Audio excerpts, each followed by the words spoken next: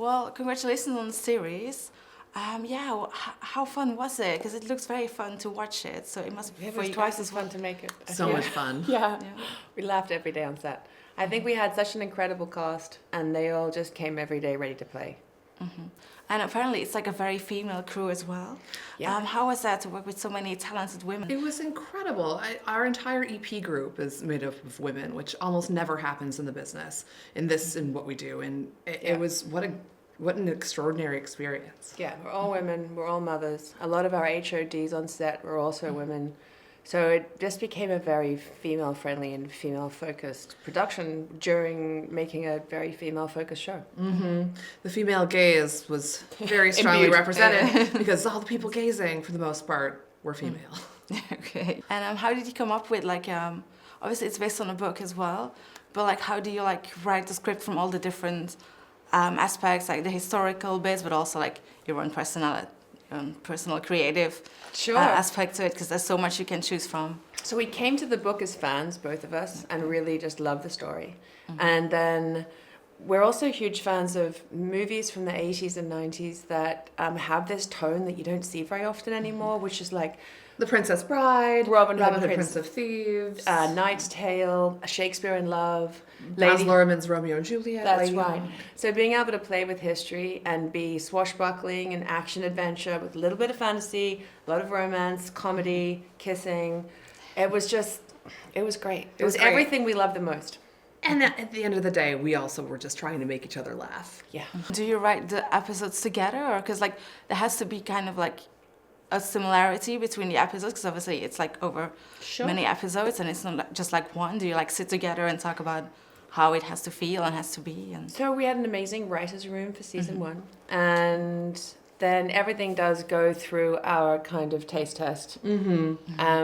We're always writing, and we write to make each other laugh and make each other feel something. So yeah. And apparently you guys were also on set, if I got We this were. correctly. Yeah, how was that? Because it's probably not something that all writers do for films or series in general. So how was it for you guys? It was extraordinary. I mean, being on set is such an important part of a showrunner's job. Yeah. Ultimately, all the decisions are decisions that we have to make creatively. We're so lucky, though, to be supported by such an extraordinary group of creative people. Will Hughes-Jones, our production designer, Stephanie Colley, our costume designer. Our directors, Jamie Babbitt. just Stefan incredible. Schwartz. Yeah. And as a writer, do you also have input cost-wise? Yeah, we're the executive producers and Okay. showrunners, so yeah, we're involved all the way through, which was great. How was it then to get it's a fantastic cast, and it must feel good for you as well that they just believe in this project. Yeah, it does. It was so wonderful to find Emily Bader, who's the perfect Jane. Yes. Wouldn't you say? She's got that intelligence, that wit. She's such a brilliant actress, but she also is somebody who's innately watchable, who's got this incredible charisma. Yes. She makes you fall in love with her every single time you see her on screen. How was it then to step into the sets as well? Because they just look. Do you build them? Were they already there? It was a combination of practical locations, incredible castles like Hearst Monceau. We went to Dover, not terribly successfully. Yeah, we went to Broughton Castle. We did a night shoot at Dover. Oh, wow. Yeah, the weather wasn't great. And then Will Hughes-Jones, a production designer, so he was building the sets, and every day we would visit and see something else had happened, and it was like just watching your dreams come to life. Yeah. It's magic. Yeah, and did you try on the costumes yourself as well? Actually, I did once. Okay. Yeah, just for fun. I didn't, though. It's funny. There's a beautiful ball sequence in episode 5, and we wanted a ruff for it. And Stephanie Colley, our incredible costume designer, created this gorgeous, truly kick-ass gold gown, but it needed the perfect ruff, and we were thinking something like Gwyneth Paltrow's iconic ruff in Shakespeare in Love, and she went out and she got that ruff. The exact She same found the And she iconic brought it ruff. back in and said, "This is the ruff." We were like, "The actual ruff?" Yes. She said, "Yeah." Okay. So that's what she's wearing. Yeah. The script is very witty and very clever, and apparently the actress told me that it gives them the opportunity to bounce off each other as well. How is it then to just play with the words and even on set? That pace and dynamism is always important to us right from the start, right when we began writing the show in the writer's room. Yeah. We wanted Jane and Guilford to have the kind of banter that was their love language. We wanted it to feel like foreplay and like the screwball comedies. Yeah. to make it feel like every time that they're fighting with each other, they're also falling more in love with each other. If you have an eating animal for yourself, which one would you choose? I want to be an owl. Okay. Yeah.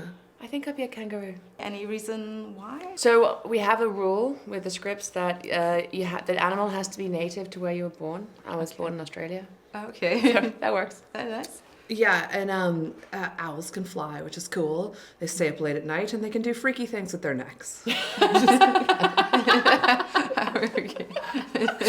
don't know. I'm just kidding. That's right.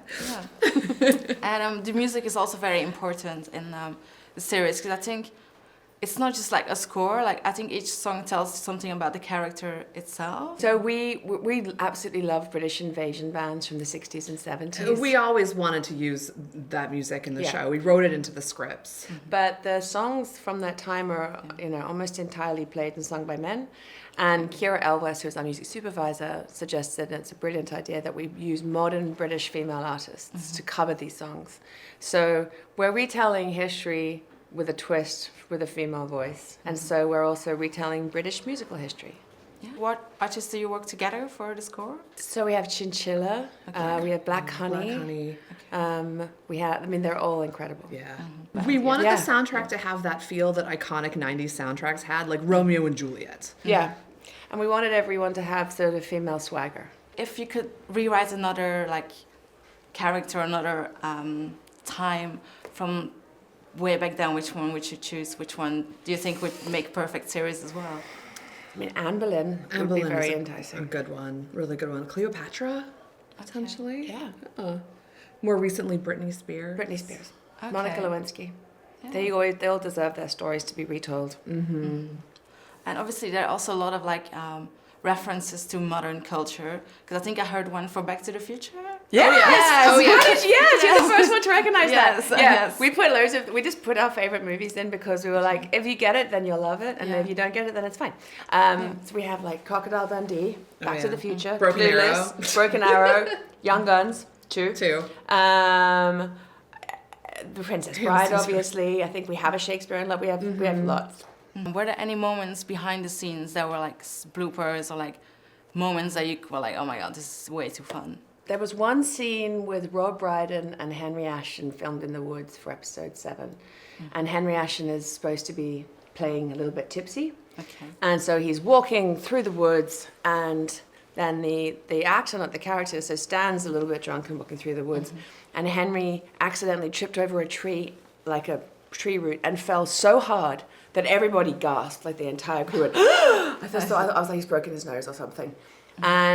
But then he was fine. And it's so funny that we then kept it in, so you can see it. When he falls in episode 7, that's a real fall. And another Henry joke, or rather blooper moment that made it into the show, that had less of a blooper and more of a fortunate run-in with nature, is there's a moment there's a moment in episode 1 when Rob Brydon's character implores his son, Henry Ashton's character, to go to the Chancery and get King Edward's will, and Henry's eating a bun, and a bee comes into frame, and he's doing this and with the bun and the bee, and it's a real bee. The bee was ambitious. The bee had, stars in its eyes. Wanted to be in the TV show. And everybody behind the camera was just losing it. Yeah. Laughing so hard. If you would be in this series, which character would you like to play? Frances, yeah. Yeah. She wins every scene. Yeah, she's the best. Yeah, her motive seems very selfish or very unfocused on her, but I think she also cares about her kids. Was it important for you guys to also include multi-layered characters that maybe at first they look very oh no, what kind of person is this? But then the more you see them, the more respect you get them, and the more she's actually like this, or yes, absolutely. I think understanding we are a light-hearted show, but understanding the sort of psychological backdrop of these characters is really important. Frances is doing whatever she can to help her kids survive this particular world. Princess Mary is a psychopathic bigot, but she was also, treated incredibly badly by her father. Her mother died of a broken heart, basically, or cancer, but they, terrible, terrible time. And Mary just wants to be loved, and also the crown. So we had to have this pathos underpinning all of our characters, no matter how bombastic they turn out to be.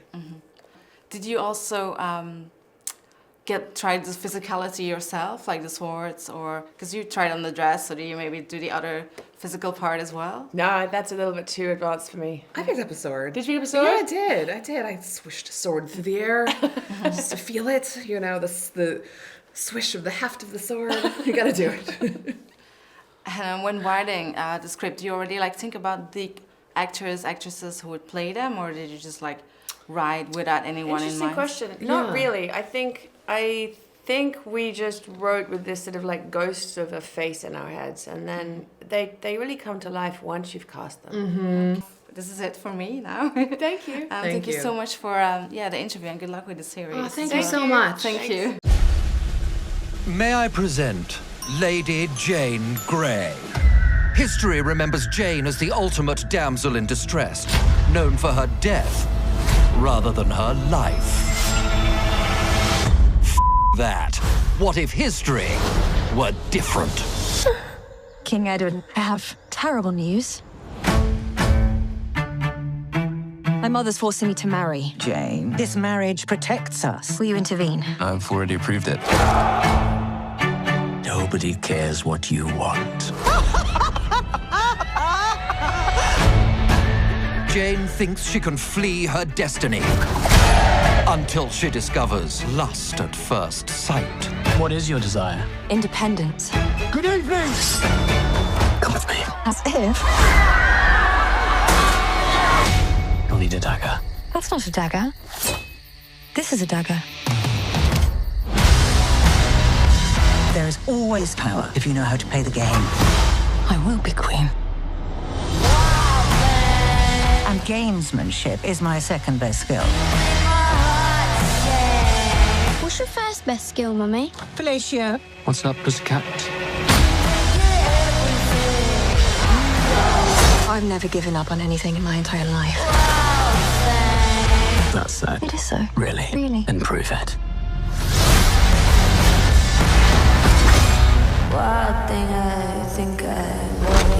There are powerful forces conspiring against the king.